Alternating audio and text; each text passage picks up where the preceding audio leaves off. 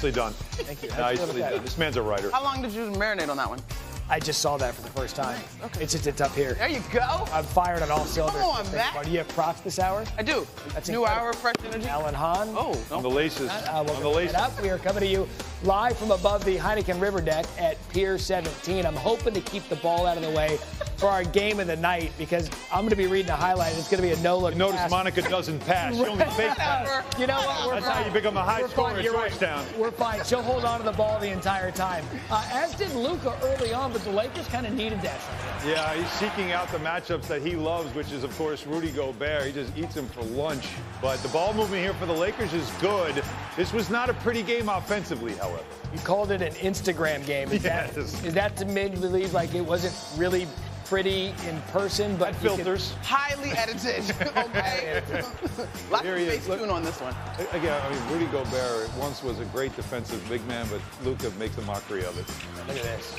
Whoop. What a look that is. I mean, he gets a lot of credit for his offensive acumen. A little Magic Johnson, look away. He does that as good as anybody. Early third quarter, same score. You're thinking, does this Anthony Edwards dunk, Monica, get Bulls back in it? It felt like it could be a moment, right? I think this brought the game to 13 in the third quarter, I believe. It's like, all right, is this going to be the moment? Is Ant about to activate? And then there was just more Luka. But remember, Nico didn't know how popular he was amongst the fans. Oh, Matt Barry. He's really popular amongst the Lakers fans already. Fourth quarter. Let it go. We finally got LeBron involved. Hey there. Yeah, there he is. After missing 10 straight field goals, you love that graphic right there. 21 points, 11 rebounds, 7 assists for LeBron. Luka, 31, 12, and 9. Lakers win 94-85. They tie the series at 1 game apiece. Win or lose, Doncic has been great in the Lakers' first 2 playoff games. It's kind of why they got him, averaging 30, 10, and 5. You know the only player in NBA history to average that stat line in any franchise? Tell me. That guy, Querim. Wow. 77.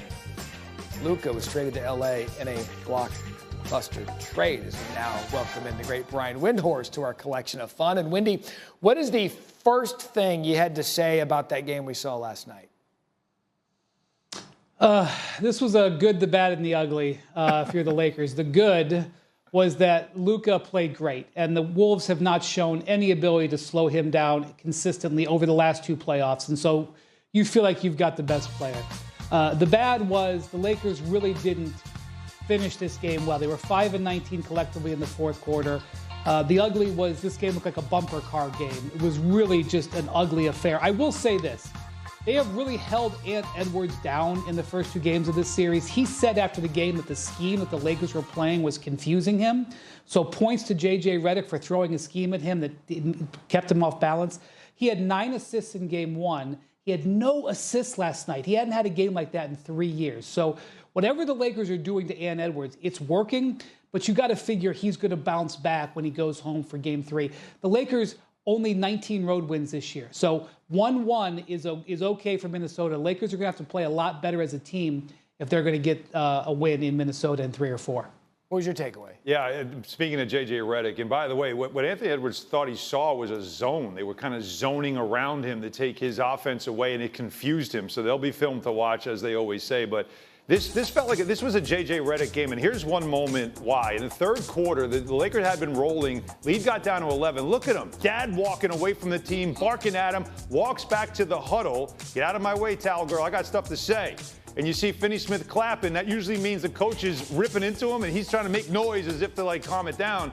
But he's tearing into his team. Now, we take this for granted because this is what a coach is supposed to do, wake your team up. They had a terrible game 1. They were not ready to play out of the gate. They had a hard practice before game 2, which he had to do. This early in the playoffs, we got to have a hard practice to wake you up. And then he had to bang a timeout there to also get his team's attention. J.J. Redick is in his first year as a head coach at any level other than CYO 10th grade, like a 10-year-old, I should say. So we can't take for granted that he already understands how to coach, how to motivate his team. And the response they got was a 7-0 run that Anthony Edwards said he felt like that was the turning point of the game because they got back control. Well, the other part of the 7-0 for the Timberwolves, to me, they were a joke in terms of making layups down the stretch. They shot less than 50% on points in the paint, and this is a team that's terrific as far as paint scoring, less than 50% on 2-point field goals. And now that one I'll give you a little bit of room for because Ant is usually a killer in the mid-range. But to me, credit J.J. Redick for getting his team's attention, but there was also plenty of room for the Timberwolves to be better on things that they have been able to be successful with over the course of the regular season,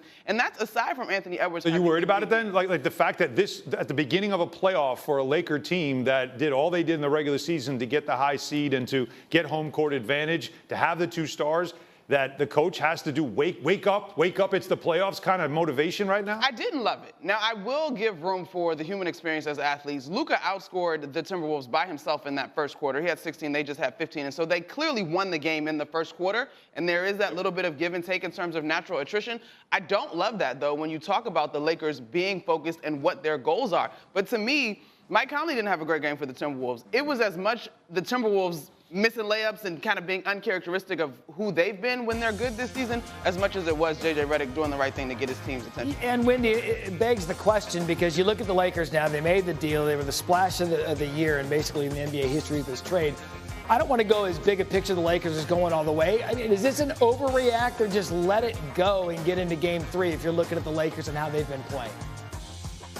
Well, we're 3 days into the playoffs, or 4 days. I'm not going to overreact. However, as I watch the Oklahoma City Thunder decimate the Grizzlies, they've won by the first 2 games by 70 points. As I watch the Clippers and the Nuggets look both like they could win the championship as the way they're playing against each other, I don't look at the Wolves and Lakers as 2 teams that look like they're positioned to win 12 Western Conference playoff games.